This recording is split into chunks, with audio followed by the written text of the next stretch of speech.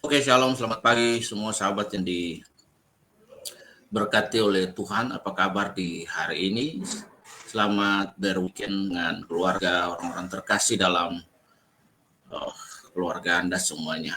Nah, sahabat, di hari ini seperti yang tertera di running text ya, saya ingin membahas tentang Surya.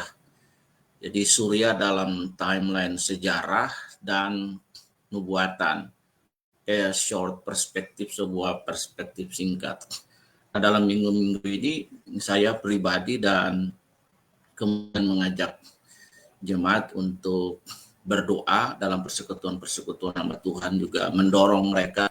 Saya membagi beberapa PDF tentang persekusi dan lain sebagainya untuk mendorong mereka untuk mengambil bagian sebagai Kristen di seluruh dunia untuk standing in the pray dalam doa untuk saudara-saudara kita yang pertama di Kongo dan kemudian yang terakhir di Suria. Tapi yang menariknya di Suria sebagai salah satu pusat kekristenan di dalam the ancient of the city kita dapat menemukan tentang Antioquia yang menjadi bagian dari Suria pada waktu itu, dan hari ini itu menjadi teritori bagian dari Turki. Nah, peningkatan persekusi yang ada di sana. Kemudian saya dalam perspektif singkat ini akan melihat secara singkat saja poin-poin of view bagaimana sejarah negara ini ada di nubuatan di dalam kitab tentang Surya. Nah, sebelum kita bergerak lebih jauh untuk perspektif singkat ini, saya ingin kita melihat sebuah video bagaimana orang-orang Kristen Ortodoks di sana itu dianiaya. Nah, video ini saya ambil, ada beberapa video, tapi saya tidak ingin video yang pemenggalan kepala, tapi saya cuma ingin bagaimana orang-orang Kristen ditangkap dan diikat tangannya. Dan ini mereka persiapan untuk ditembak di belakang kepala. Ada beberapa yang kemudian digorok pakai pisau. Tapi kita melihat video ini karena kalau video yang panjang pemenggalan kepala, tembak di belakang, saya khawatir Facebook saya ataupun akun yang saya gunakan untuk live streaming ini akan di-banned. Kita teman-teman, oke, videonya ya teman-teman. Kaki.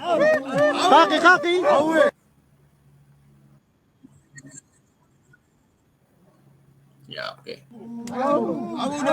يلا عوي حي الله الشيخ ابو حاتم. طلي كاكي مثل الدجاجه. كاكي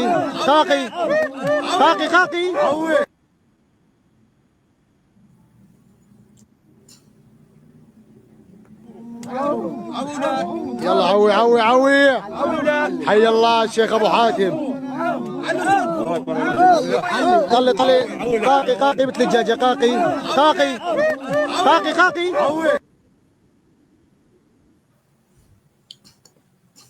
Ya, itu teman-teman video persekusi di Suriah. Ada begitu banyak video lain yang teman-teman bisa akses di media sosial, terutama di YouTube dan di Twitter, itu Instagram dan Facebook. Teman-teman bisa menemukan banyak video persekusi yang bertebaran, pembakaran, pembunuhan, pemerkosaan dan lain sebagainya terjadi di sana. Nah, mari teman-teman kita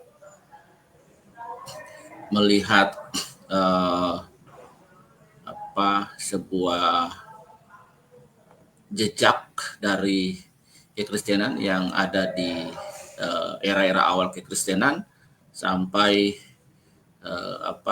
kemudian sampai hari ini, dan bagaimana timeline nubuatan yang ada di dalamnya. Oke, ya, kita lihat dulu. Nah, presentasi ini akan membawa kita dalam perjalanan melalui sejarah panjang dan kaya kekristenan di Suriah, dari akar biblikanya hingga tantangan yang dihadapi komunitas Kristen saat ini.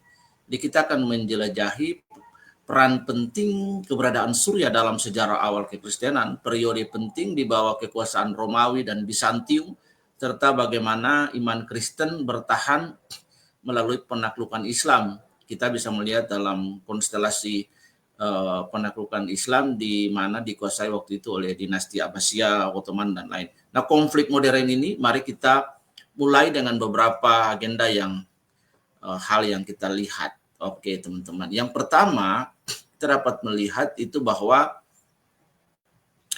interaksi dengan Israel. Nah, Suriah atau Aram di dalam bahasa Biblika Alkitab disebut dalam Perjanjian Lama, khususnya dalam kitab Yesaya dan dua raja-raja.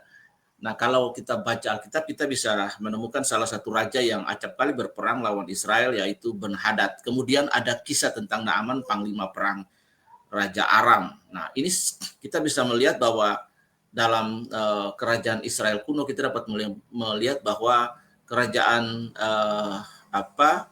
Aram ini menjadi salah satu rival abadi dalam peperangan dalam The King War Season. Ya, dan juga kita dapat melihat bagaimana wilayah ini berinteraksi erat dengan Israel sejak abad ke-8 sebelum Masehi. Interaksi ini seringkali melibatkan konflik politik dan militer, tetapi juga pertukaran budaya dan gagasan.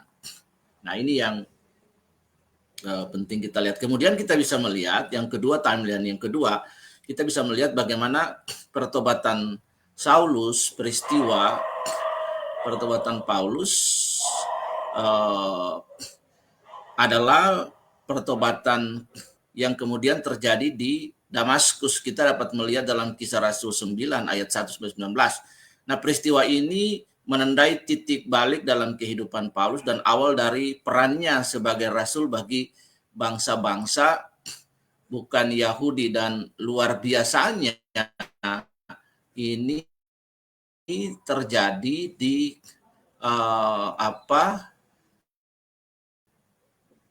di Damsyik. Ini menggambarkan sebuah jejak nubuatan. Mengapa sampai harus ada di Damsyik, Bapak Ibu teman-teman yang dikasihi oleh Tuhan. Nah,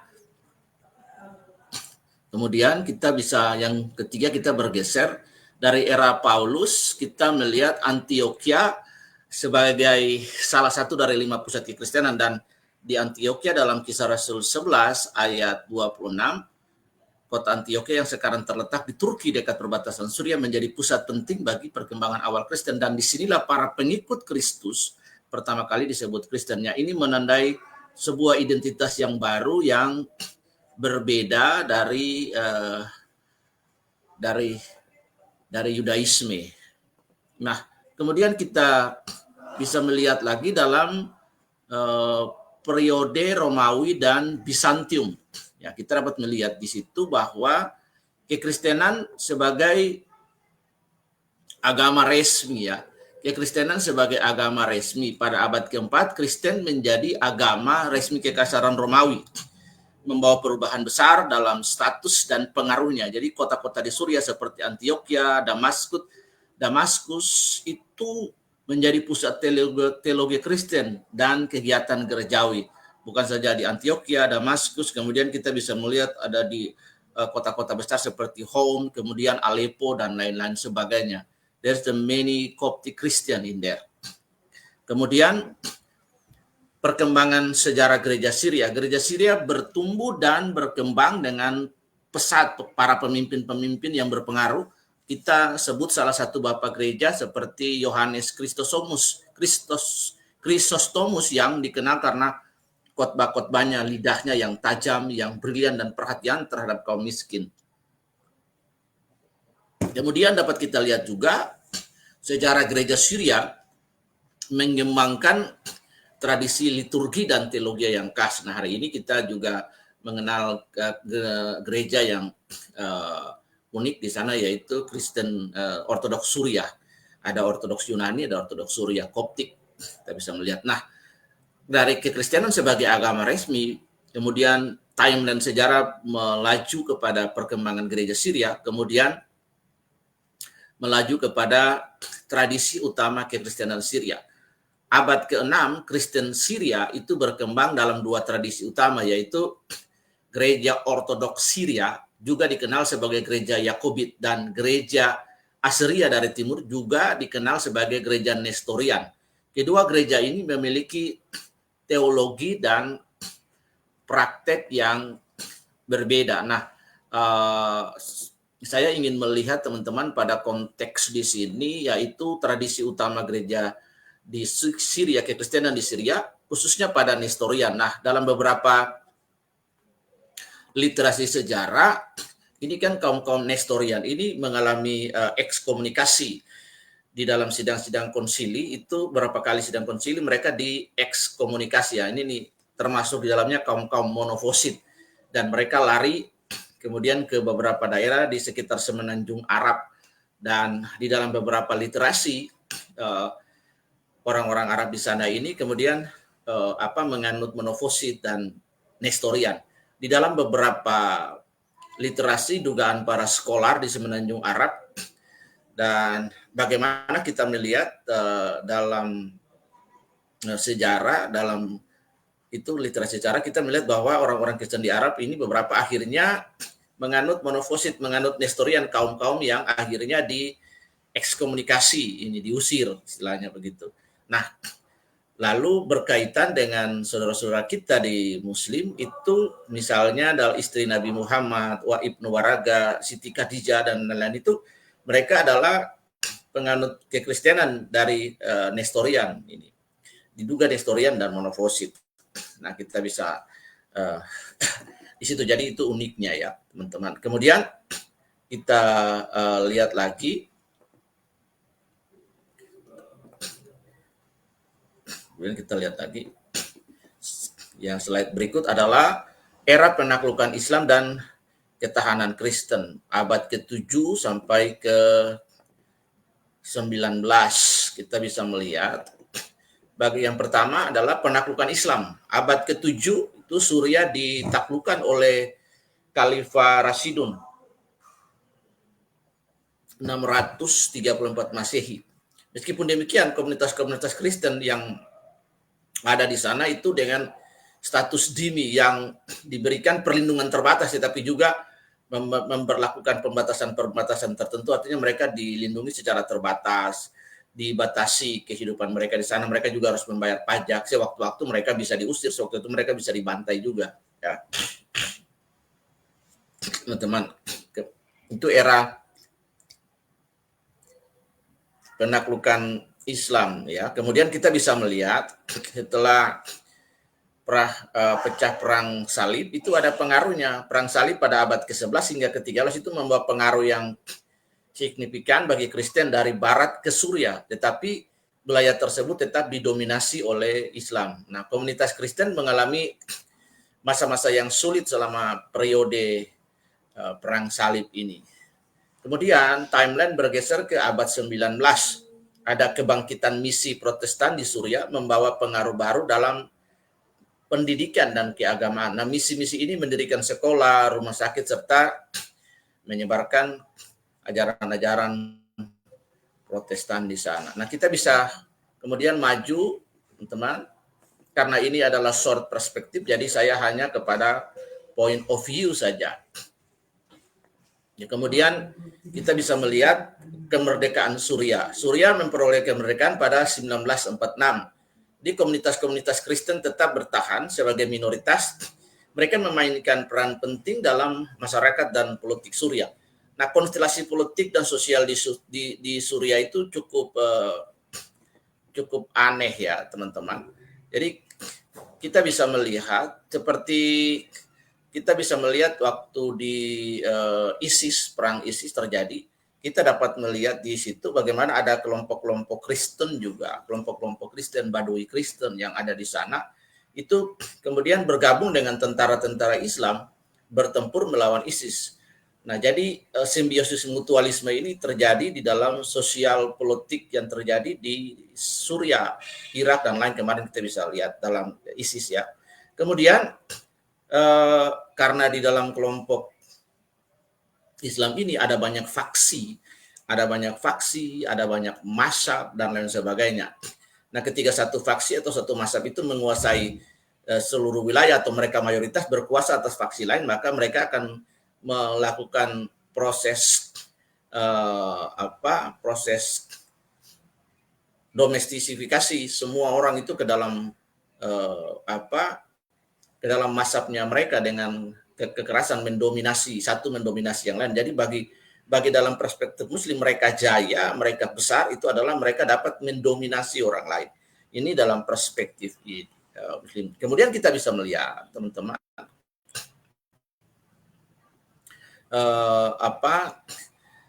hari ini ketika Bashar al-Assad digulingkan setelah pemerintahan lebih dari 30 tahun, kita bisa melihat di situ bagaimana konstelasi sosial politik ini berubah. Kaum-kaum Kristen yang ada di sana, yang juga ada milisi-milisi bersenjata mereka yang waktu ISIS itu mereka bersekutu dengan Al-Nusra dan faksi-faksi Kristen yang lain yang melawan ISIS. Akhirnya hari ini mereka berbalik dianiaya juga orang-orang Kristen yang ada di sana. Nah, itu yang ingin kita lihat teman-teman. Kemudian kita bisa maju ke proses yang paling penting yang kita lihat ini adalah, kalau teman-teman lihat nubuatan tentang Suriah. Ya, kita melihat dalam Yesaya 17 ayat pertama. Ucapan ilahi terhadap Damsyik atau Suriah, nama lain dari Suriah nama modern, tetapi nama ancient name-nya itu adalah Damsyik. Sesungguhnya Damsyik tidak akan tetap sebagai kota, melainkan menjadi reruntuhan yang ditinggalkan. Jadi nubuatan ini menggambarkan kehancuran yang akan menimpa Damaskus sebagai hukuman. Ya, jadi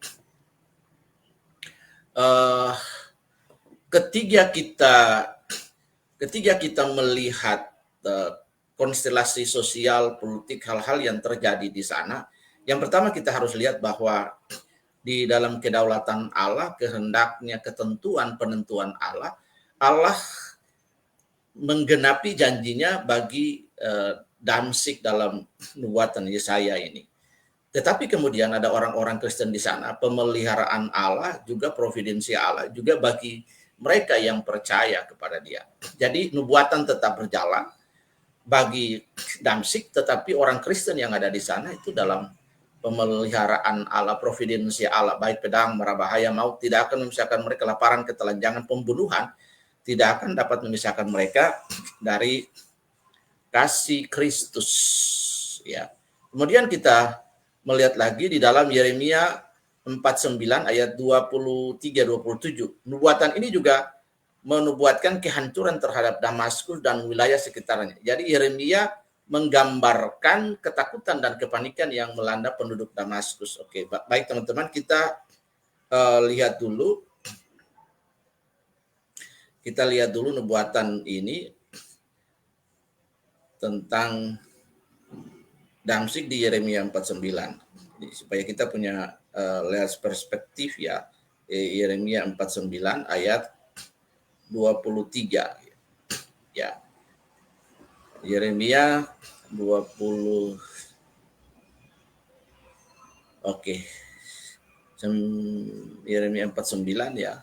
Yeremia 49 ayat 23 sampai 29. Mengenai Damsyik, Hamat dan Arpad telah menjadi malu, sebab mereka mendengar kabar buruk, hati mereka gemetar karena kecemasan, tidak dapat menjadi tenang. Damsyik menjadi lemah semangat, berpaling untuk lari, kegemparan telah mencekam dia, kesesakan dan sakit beranak telah menggenggam dia, seperti seorang perempuan yang sedang melahirkan. Sungguh kota yang terpuji itu sudah ditinggalkan, kota kegirangan itu. Sebab itu teruna-terunanya akan rebah di tanah lapangnya dan semua prajuritnya akan menjadi bungkam pada waktu itu, demikian firman Tuhan. Aku akan menyalakan api di tembok Damsyik yang menghanguskan Puri Ben-Hadad. Ben-Hadad adalah Raja Aram. Mengenai suku-suku bangsa Arab, mengenai Kedar dan mengenai kerajaan-kerajaan Hasor yang dipukul kalah oleh Nebukadnezar Raja Babel, beginilah firman Tuhan, bersiaplah maju melawan Kedar, binasakan orang-orang di sebelah timur. Hendaklah kemah-kemah mereka dan kawanan domba mereka dirampas, bersih tenda-tenda mereka dan segala perabot. Hendaklah unta-unta mereka habis dibawa serta, dan hendaklah berteriak kepada mereka kegentaran dari segala jurusan. Larilah, mengungsilah cepat-cepat, bersembunyilah dalam liang-liang, hai penduduk Hasor, demikianlah firman Tuhan. Nah, jadi kita melihat di sini bagaimana nubuatan Tuhan itu harus jadi. Jadi salah satu penting kita ingat bahwa salah satu sifat atau salah satu ciri dari nubuatan itu adalah fulfill the prophecy.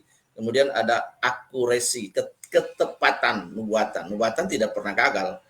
Nubuatan disampaikan oleh nabah atau nafa, nabi, yang artinya the man that who is influencing by divine spirit, orang yang dikendalikan di bawah otoritas roh Allah.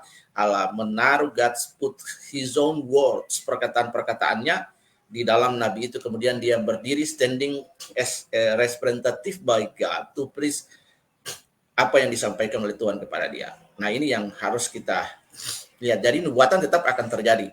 So, bagaimana dengan orang-orang Kristen yang ada di sana? Orang-orang Kristen yang ada di sana tetap dipelihara oleh Allah dengan caranya yang unik, yang jauh melampaui nalar kita. Tetapi atas Damsyik ini, atas Surya ini, nubuatan sementara terjadi. Kita bisa melihat,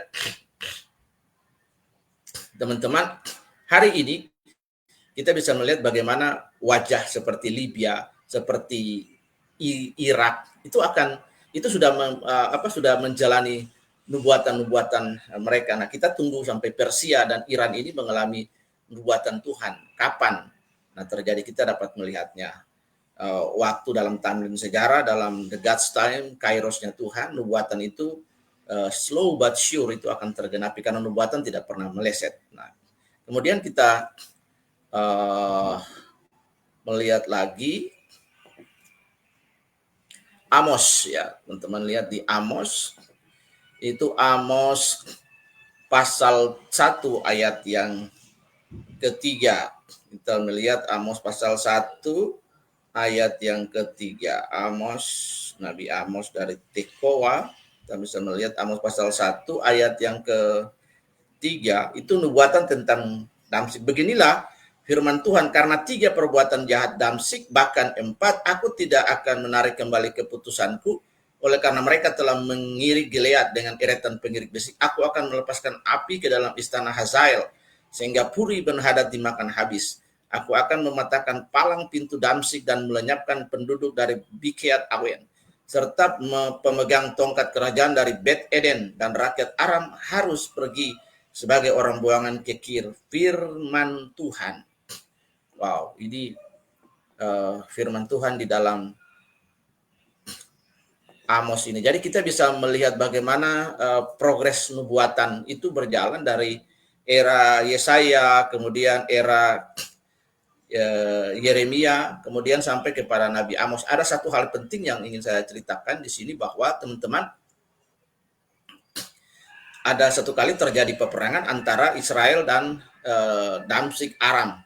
Dan raja itu adalah Ben-Hadad. Satu kali ketika terjadi peperangan, ada sebuah prophetic action. Nah, ini yang penting sekali kita melihat prophetic action, bagaimana Nabi Elisa menyuruh menyampaikan kepada Yehu untuk mengerahkan anak panah ke arah Aram. Dia mengerahkan anak panah ke Aram, dan dia hanya memanah itu 1 kali saja, kalau tidak salah ya. Tetapi kemudian Nabi Elisa ini menjadi gusar, karena dia berkata, harusnya engkau memukul anak panah ke tanah, memanah itu 3 kali. Dengan demikian engkau akan meratakan Aram sampai rata dengan tanah. Dan kemudian sebuah prophetic action itulah yang menjadi realitas sampai hari ini, bagaimana Aram itu tetap ada dalam lintasan sejarah. Tetapi kemudian nubuatan itu terus mengalami sebuah progresivitas, dan kita melihat dari nubuatan-nubuatan yang disampaikan itu dari Yesaya 17 ayat pertama, Yeremia 49:23, Amos 1 ayat 35 itu sangat progresnya lebih tajam. Kita bisa melihat kemudian dalam Sakaria 9 ayat 1 itu Sakaria menubuatkan tentang masa depan Aram, termasuk kota-kota penting seperti Hamat dan Damaskus. Nubuatan ini mencakup bagaimana pengukuhan maupun harapan dan pemulihan. Jadi di Amos kita bisa melihat Allah menyatakan hukumannya atas Damaskus karena kejahatan mereka, termasuk kekejaman dalam peperangan. Tuhan menghancurkan gerbang Damaskus dan membinasakan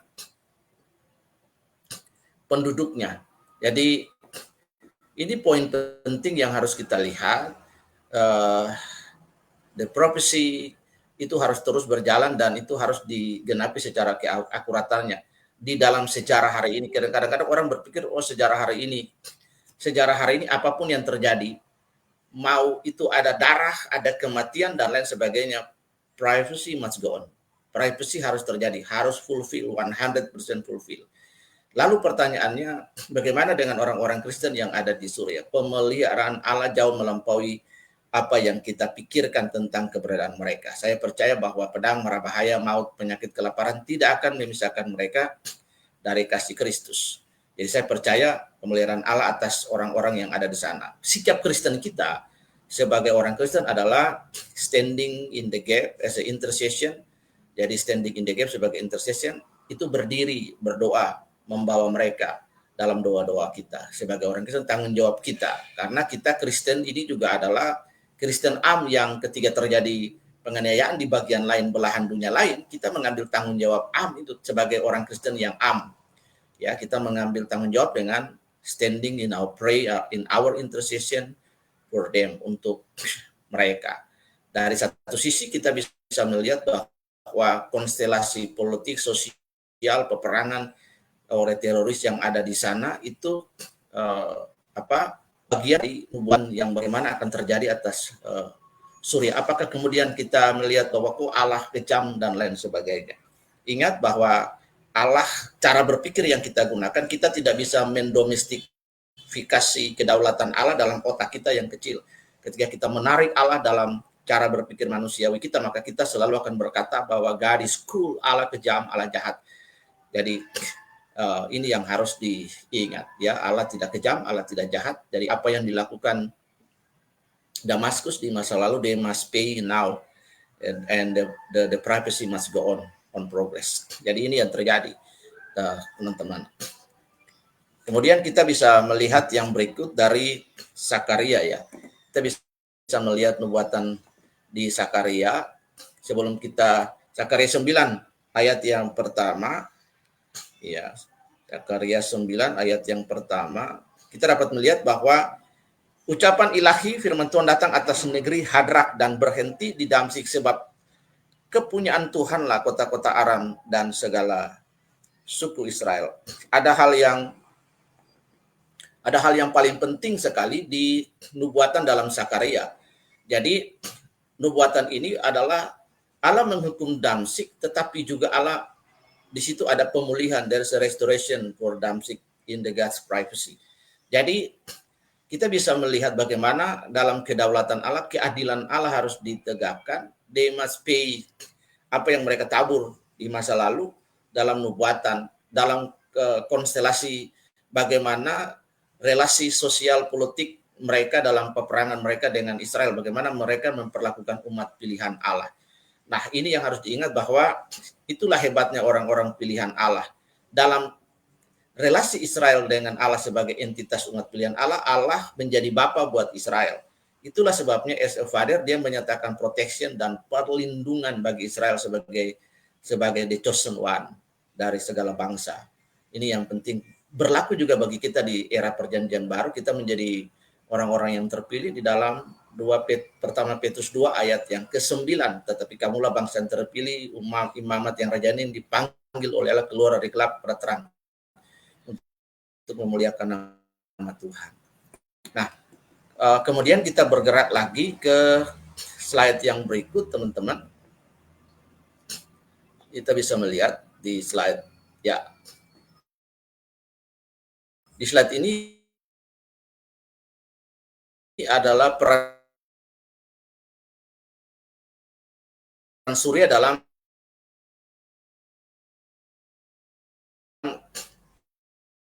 perjanjian baru.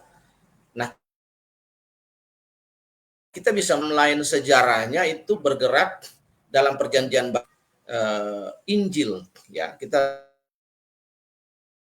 dan pertobatan Paulus itu terjadi di menceritakan pertobatan Saulus dalam perjalanan ke Damaskus.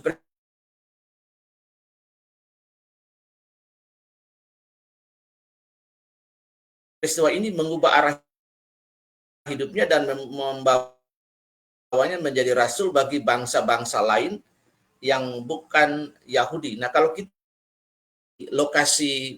lokasi pertobatan Paulus itu ada di Damaskus, ada di pintu gerbang Damaskus, ya. Jadi sebelum Paulus menjadi rasul, salah satu pusat kekristenan itu kan ada di Damaskus, ada di Syria. Antioquia itu pada masa lalu ada di bawah kendali teritori Suriah, dan hari ini ada di bawah daerah teritorinya Turki. Hari ini perbatasan antara Turki dan Suriah. Dia masuk sekarang menjadi bagian dari Turki. Tetapi ada sebuah hal yang menarik yang kita lihat, mengapa Paulus itu harus bertobat di pintu gerbang Damaskus. Ini artinya the fulfillment of the prophecy in the Old Testament, bahwa dalam kisah dalam Sakarya 9 ayat 1 dan Amos itu bahwa there is a restoration, ada pemulihan nanti bagi mereka. Nah, karena di sana ada orang-orang pilihan Allah, ada orang-orang Kristen yang ada di sana. Nah, ini kita bisa melihat, mencatat dalam kisah Rasul 11:26 mencatat bahwa di sini kita melihat Antioquia lah para pengikut Yesus pertama kali disebutkan. Kota ini menjadi pusat penting bagi perkembangan awal kekristenan. Jadi ada 5 pusat kekristenan, itu ada di Yerusalem, ada di Antioquia, kemudian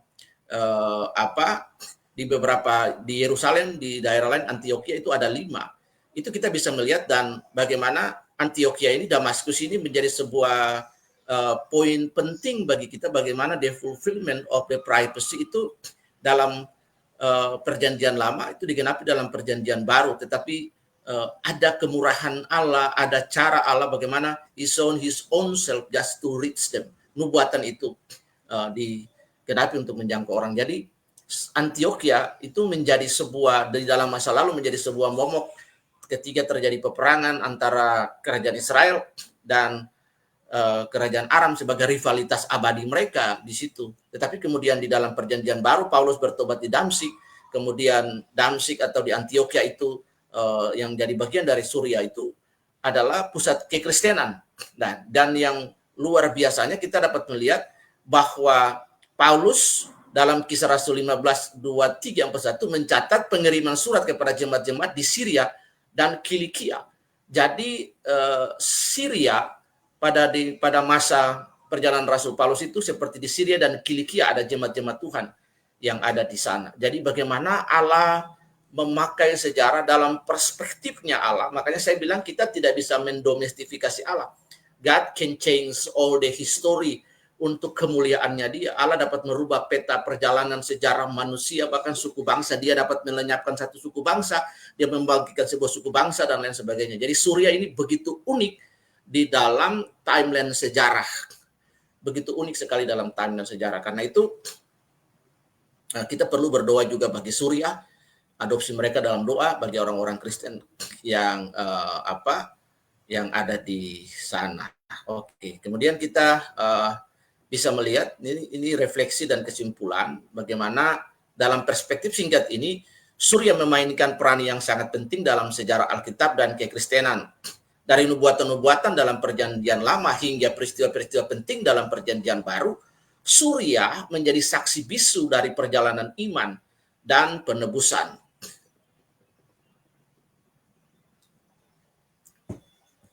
Meskipun demikian, hari ini Suriah menghadapi tantangan berat di era modern. Komunitas Kristen di Suriah terus berjuang untuk bertahan dan memelihara faith heritage. Semoga hal yang singkat ini, point of view, a short perspective ini, dapat memberikan pemahaman kita lebih mendalam tentang jejak kekristenan di Suriah dan menginspirasi kita untuk mendukung dan finally mendoakan saudara-saudara kita yang ada di Suriah, teman-teman. Ya, oke. Saya ingin mengambil sebuah video lagi, kemudian kita akan berdoa ya bagi saudara-saudara kita yang ada di Suriah. Jadi video ini adalah proses sebelum pemenggalan kepala. Itu ada beberapa yang ditembak di belakang kepala, diikat tangannya ke belakang, kemudian didor. Ada yang itu satu yang jaket tadi dibuka, kemudian pisaunya dari arah bawah telinga digorok seperti ini ya. Saya tidak ingin menampilkan video ini karena nanti saya di-banned karena menampilkan video kekerasan di Facebook, media sosial. Akun saya sudah cukup berbahaya bagi beberapa orang karena terus mengkampanyekan kekristenan, hal-hal yang lain ya, yang anti mainstream.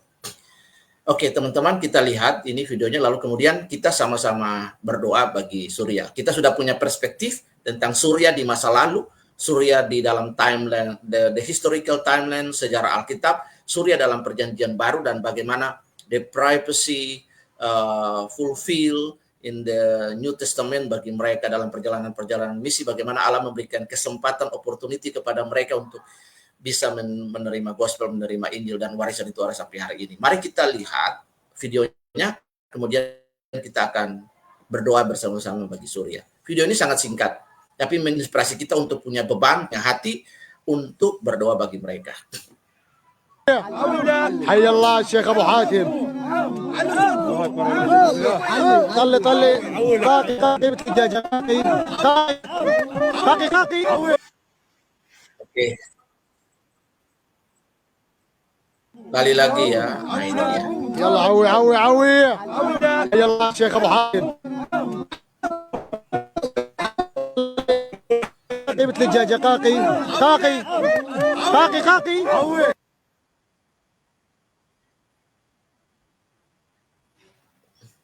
Oke, teman-teman, mari kita berdoa bagi saudara-saudara kita yang kita berdoa bagi saudara-saudara kita yang ada di Suriah. Kita mendoakan mereka ya. Mari kita berdoa. Tuhan, hari ini kami belajar tentang Suriah di Alkitab. Ajar kami untuk memahami waktu-Mu dan sejarah-Mu dengan jelas, dengan baik. Dan hari ini kami belajar tentang Suriah, melihat Suriah ada di dalam Alkitab, perjanjian lama dan perjanjian baru. Dan kita dapat melihat kesempurnaan Allah di dalam sejarah bagi bangsa ini. Kami berdiri dan berdoa hari ini memberkati orang-orang Kristen yang ada di Suriah. Kami percaya Alkitab-Mu, firman-Mu berkata bahwa pedang, mara bahaya, penyakit laut, kelaparan, ketelanjangan tidak akan memisahkan mereka dari kasih Kristus. Mereka dalam kondisi apapun tetap percaya mempertahankan iman mereka. Mereka tidak murtad. Makasih buat kesetiaan mereka. Sekalipun mereka martir, ini menjadi benih yang subur bagi pelayanan-pelayanan dan Kristen tetap bertumbuh di sana. Kami berdoa Tuhan, biarlah penebusan-Mu terjadi bagi bangsa Suriah. Tuhan kirimkan hikmat-Mu, damai-Mu, peace-Mu bagi orang-orang di Suriah. Selamatkan Suriah di dalam nama Tuhan Yesus. Bapa, Engkau tidak saja menubuatkan kehancuran Suriah, tapi Engkau menubuatkan bahwa ada restorasi, ada pemulihan bagi Suriah. So we pray, God, there is no one can restore the Syrian situation better than you, God. So we pray for them. We pray for this country. Turn your face, your love, your kindness, your mercy for this country, God Jesus. Kami berdoa di dalam nama Tuhan Yesus, and in the early morning we remain you about your heart to them. Kami berdoa di dalam nama Yesus. Engkau memberkati Suriah. Bless Suriah. There's restoration. Come to Suriah. Terima kasih, the repentance come for their own leaders, God. Di dalam nama Tuhan Yesus. Kami berdoa for all the Christian in the women, parents in there, the children in there, save them. Kami sudah mengucapkan dan berkati bangsa-bangsa yang menolong mereka, berkati Tuhan lembaga-lembaga Kristen dan lain sebagainya yang menolong memasukkan bahan makanan, air, minuman dan untuk langsung di sana. Terpuji nama Tuhan. Kami sudah berdoa ajar kami di Indonesia untuk terus berdoa, tidak melihat penderitaan mereka sebagai sebuah ironi, tapi menjadi sebuah tanggung jawab sebagai orang-orang Kristen di seluruh dunia, bahwa apa yang terjadi bagi mereka adalah itu bagian kami untuk berdoa, mengambil tanggung jawab untuk berdiri dan berdoa bagi mereka. Di dalam nama Tuhan Yesus, gerakan kami, mobilisasi kami untuk berdiri dan berdoa, bukan saja bagi Suriah, tapi bagi saudara-saudara kami yang ada di Kongo yang dibantai 70 Tuhan kepala dan dibantai, dipenggal dan biar ini yang subur. Kami berdoa there is a revival in Congo, also in Syria, God. Kami berdoa di dalam nama Tuhan Yesus. Terpuji nama Tuhan. Kami sudah berdoa dan mengukur bahwa di bumi di kontinen tidak ada nama lain yang olehnya menjadi diselamatkan, hanya di dalam nama Yesus. Kami sudah berdoa. Haleluya. Amin. Tuhan Yesus memberkati kita semua, teman-teman. Terima kasih yang sudah menonton video ini. Tuhan memberkati kita. Video ini akan diupload di YouTube saya dan kemudian juga di Facebook kembali lagi dan di TikTok. Tuhan memberkati. Have a nice weekend for all of you guys. Shalom.